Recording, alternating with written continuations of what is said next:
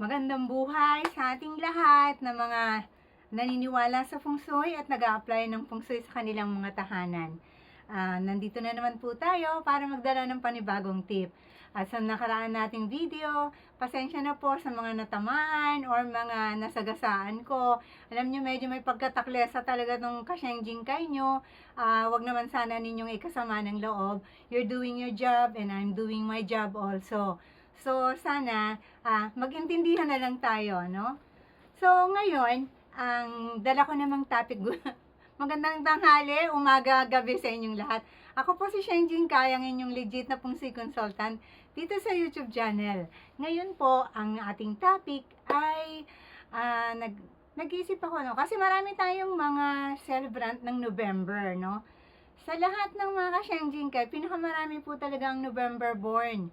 So, yun nga, alam nyo na ang inyong mga birthstone ay ang citrine, no? So, citrine ay napakaganda kung kayo ay may mga business. Yan ay nagdadala talaga sa inyo ng profit, no? Income. So, para sa mga ano dyan, sa mga November born natin, may you have a blessed year ahead of you, no? Ngayong taon. So, yan ang ating topic ngayon is, ano nga ba ang magandang iregalo tuwing may birthday? Kasi minsan tayo, no, lalo na yung mga special someones natin or yung mga best friends natin or yung mga circle of friends natin mismo, pag nagbe-birthday, parang instead na maging excited tayo, naguguluhan tayo, ano kaya regalo ko sa kanya? Nagkakaroon ka pa ng worries, di ba? So, ngayon, maraming pagkakataon yan na kapag nagregalo, usually sa inyo mga nagre-regalo kasi, no? Maraming nagre-regalo sa inyo bag, clothes, wallets, no? So, yung mga ganun ninyong mga laging mindset natin na pinakamadaling iregalo. But meron tayo talagang isang maswerteng regalo para sa mga mahal natin sa buhay kapag nagkakaarawan sila. Alam niyo po, kagabi may nag-stalker sa akin. Grabe. Sobrang pagmamahal niya. At hindi niya napigilang kagatin sa noo ang Shenjingkai nyo. Kita niyo ba yung pula dyan? Masyado siyang na-inlove sa akin. Mas inlove pa kay husband. So, yun ang ating isang topic ngayon, yung sa birthday. Kasi, alam nyo, it happens kahit sa mga mag-asawa. Kasi kahit sa akin, yung asawa ko pag nagbibigay siya ng regalo for our first 3 years. Hindi ko talaga nagugustuhan. Mayroon pa naman po akong ugali na kapag hindi ko gusto, dahil lalo na pag medyo may presyo siya, binabalik ko po sa store. So ngayon, naaburido yung asawa ko. Naaburido si husband. Pagka yung mga ganun ang lalo na hapon. Ayaw nila nung mga ganung style eh. So, kagaya rin yan sa atin, no? Nagki-Christmas party kami dito, and then meron makakatanggap ng jacket na kulay violet. Parang sa kanya, bakit naman sa dami ng kulay, violet o yung ano? So, ang nangyayari, instead nagiging na-appreciate yung ating mga gifts, hindi natin yun na-appreciate kasi hindi naman yun ang choices natin. Those are choices of our friends, no? Yung mga gamit, yung mga family members natin, kung ano yung kanilang gustong iregalo sa'yo. Pero alam nyo, merong isang simpleng simpleng regalo na hindi nasasakit ang ulo ninyo at magdadala pa ng magandang swerte sa mga mahal nyo sa buhay na nagsiselebrate ng birthday. Pero bago yan, eto na naman tayo, no? Bago yan, suspense ko muna kayo kasi yung mga nagsisagot po nung nakaraan sa ating tanong, Kasi po, ang bahay natin ay merong 4 na parte. Yung 4 na parte ng bahay natin, although yung iba malapit na yung mga sagot nila, pero talagang hinintay ko yung mga, anong tawag dito, yung mga eksaktong specific na isasagot. Ngayon, ang parte ng bahay natin ay meron tayong, let's say, pang 1, 2, 3, 4, 5, no? Pero ang alam nyo, ang pinaka ano ba yung sagot doon sa ating tanong, ay ang likuran ng bahay ninyo. So, yun ang ating pinakamaganda talaga na feng shui ng nasobrahan yata ako sa tulog. Namamagana naman yung mata. Lagi na lang namamaga yung mata ko. Ang pinakamaganda pong mataas na parte sa inyong bahay ay yung likuran. Yan po ay talagang pinakamaganda sa feng shui. Dahil yan po ay nag-aano ng very strong support sa financial man o sa stability ng buong pamilya, no? So, kailangan mataas ang inyong likuran. Pag nagpapatayo kayo ng bahay or kung may nakatira kayo ngayon. Ngayon, kung hindi naman, let's say, napantay pantay yung bubong, pantay yung pantay yung ganito, no? Yung bakod, hindi siya mas mataas sa pinakamataas sa bahay. Hindi po yung wala pong connection yung inyong bedroom, yung inyong kitchen, walang connection po yun, ano? What I am saying is, ano po yung parte ng bahay na dapat mataas? Yung likuran po ninyo. Yan po, talagang kailangan po yan, no? Na mataas. Ngayon, ito na tayo. Hindi kasi mataas yung, namin, alam ko na yung mga sasagot nyo lagi. Hindi mataas yung aming, yung aming yung aming likuran. So, ngayon, pwede kayong may bakod kayo. Pwede nyong mas itaas ang bakod ninyo sa likuran. Ngayon, kung wala na ring space doon sa likuran, di ba? Ano ang gagawin nyo na lang? Dahil wala nang pwedeng paglagyan. Pero usually kasi mga bahay may bakod, di ba? Yung likod nila or... Pero kung nangungupahan kayo, siguro nga wala, no? So, ngayon, ito pa ang isang magandang solusyon dyan. Kung may mataas na puno sa likuran ng bahay nyo, no? So, yan, marami yan sa province. Talagang yung maganda rin po yun. Yun ay kapalit pa rin na mataas ang inyong likuran. So, ngayon naman, okay, hindi pa rin pwede kasi wala pa rin Hindi pa rin, kagigising ko lang yung buhok ko. Hindi pa rin mataas yung likuran ninyo. Ngayon, ang pinakamagandang gawin nyo dyan, marami na ngayon yan sa mga, ano ba yung tawag nyo dyan sa bilihan ninyo dyan sa Pilipinas? Shopping? Shopee? Yung sa ganon. Bumili po kayo doon ng puno. Yung, sticker ng puno. Hindi po yung puno na nabibili nyo. Ngayon, yung pinakalikuran ninyo, idikit nyo yun doon sa likuran sa loob sa loob nyo lagyan. Pero kung wala na kayong space sa loob, pwede rin naman sa likuran. Kaya lang mababasa kasi pag sa likuran. So, maganda kasi ito talagang form ng stability ng pamilya. Nakikita ko pa ba kayo? Sobrang singkit na ng mata ko. Tapos, so, yun po ang inyong magiging solusyon doon, no? Dahil kailangang mataas talaga yung likuran ng inyong bahay. Yung pinakamataas na parte ng inyong bahay ay dapat likuran. Kahit ano pa man siya, basta ang likuran ng bahay ninyo ang mas mataas. Pero maraming salamat sa mga pagtatry ninyo, no? Although merong iba na na medyo nahahawig na kagaya may isang sumagutan pader po ba ma'am? Kaya lang kasi hindi nga na-identify na likuran. Kasi ang pader pwedeng sa gilid or sa harapan, 'di ba? Yung maraming So, yan ang sagot natin doon, tandaan nyo. Ngayon, sa akin yung natin, pwede ba tayong mga kasyенgjing kayo, mga kapatid ko sa pananampalataya, pwede ba nating pag-ukulan ng konting panahon lang ang pagdarasal sa yung ating mga nararanasan ngayon sa Pilipinas. Heavenly Father, please give me a little time of yours para makapag-pray. Heavenly Father, please we beg you, send us an angels to protect us from any harm and dangers, from all the calamities that is coming to our country. Protect our people from any harm that all calamities may bring And sana po maumpog na ang mga may pagkakamali sa mga bansa namin, or magkaroon na sila ng ano bang tawag dito, realization, pasukan sana po ng Holy Spirit ang kanilang mga puso na malaman nila ang kanilang mga pagkakamali sa pagbagsak ng ating bansa. Maraming salamat po. Amen.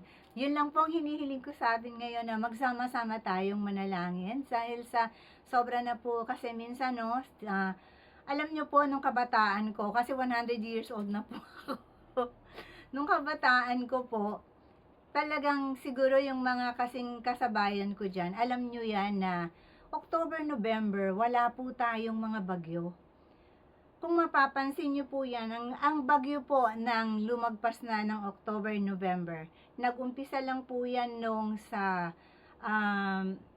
tidal wave po sa Phuket. Diyan po nag-umpisa yung December na may bagyo pa. Bumagyo po nun. Doon na nag-umpisa po ang pagbabago ng climate natin. Kasi hindi naman po constant, no? Ang lahat nga, sa Pungsoy po is time and space po tayo. Ang lahat ay nagbabago. Ang lahat sa mundo na nag-i-exist ay nagbabago. Even our universe, no? Meron tayong Big Bang sa ating universe. So, next time, itatakal ko sa inyo yung kung bakit nagbabago ang mga tao, no? So, i-remind nyo sa akin yan na, kasi minsan nakakalimutan ko yung mga ganyang topic natin. Magaganda rin kasi yung mga topic na yan na gusto ko talagang i-share sa inyo. Kaya nga sabi ko sa inyo, gusto ko 10 years tayo dito sa YouTube eh. So, magtsatsagaan nga lang tayo. Kaya, wag nyo nang titingnan yung mukha ko. Pakinggan nyo na lang ako habang naghuhugas kayo ng plato, nagsasaing kayo, naglalaba kayo. Okay? So, yun anong ano natin, no? Tapos natin mag-prayer, tapos ano ba yung ano natin? Ngayon ito na yon, yung ating pinakamagandang maireregalo, na pinakamaswerteng maibibigay ninyong regalo sa mga mahal ninyo sa buhay at sa mga kaibigan ninyo. Pero, ang sistemang ito ay hindi one way. Hindi one way. Kailangan ito bumabalik. Kasi kung hindi kayo magbabalik, hindi nyo matatanggap yung dapat na blessings na pupunta sa inyo, no? Isa lang po, ang pinakamaswerte nyo, maireregalo ng walang tatanggi at walang mag-iisip na hindi niya gusto or magkano kaya siya, yung mga ganun, ano. Alam nyo, bawat may birthday, magregalo kayo ng pera. Pera po ang pinakamaswerte. Kasi pag nareregaluhan po tayo ng bagay, nagiging extravagant po tayo. Ngayon kahit na po, magkano lang yung pera nyo, kahit magkano lang ang pera ninyo, instead na problemahin ninyo kung ano ang bibili nyo, kung bibili nyo yung bag, pero exempted pa rin po yan kay husband ko kung gusto niya ng LV regalo sa akin. Hindi po ako masyadong choosy. Hindi po ako choosy. No? Kunyari naman ang asawa nyo o yung ninyo dyan, BF nyo, kotse, diba? Huwag na kayong maarte. Talagang tanggapin nyo na ng nakangiti ang mga yan. So, pag hindi loan wag loan. Dapat, kahit gaano man kaliit ang pera ninyo, magregalo kayo dun sa may birthday ng pera. Kahit na 100 pesos lang yan, hindi pa kayo na masahe, hindi pa kayo nagpunta kung saan-saan ang naghahanap, kung ano kaya yung gusto niya, kasi 99.9% hindi po magugustuhan ng inyong reregaluhan ng inyong regalo. Of course, ipapakita niya po sa inyo na, gustong-gusto ko to, kasi bigay niyo po yon. But deep inside their hearts, our hearts, hindi po natin yun appreciated, kasi hindi po natin yun choices po nila yon. So, sa atin, para makaiwas tayo sa mga, anong tawag mo dyan, sa mga, sabi nga ng mama ko noon, evitar los bucoles. Ang pinaka-safe at pinaka-lucky po na pwede nyong iregalo sa mga magbe-birthday ninyong mga anak, mga kaibigan, ay pera po. Pero, ang dapat po, kapag niregaluhan kayo ng ganon, kapag nag-birthday din po yung tao na yon, ay babalikan nyo rin po ng regalo ng pera. Kasi hindi nyo po pakikinabangan ang pera niya kung hindi nyo siya riregaluhan din ng pera. So, gets nyo po? Karma. The word is karma. What you get, what you reap is what you sow. Kung nagbigay kayo ng pera, pera din ang matatanggap ninyo. Ngayon po, nagpapalaganap kayo. Ngayon, nagpapalaganap kayo ng magandang swerte sa buhay ng mga taong may kaarawan. Kaya, ngayon, ang tanong ko na, ito na naman tayo sa tanong ha, ano ang representation ng apat na parte ng ating bahay?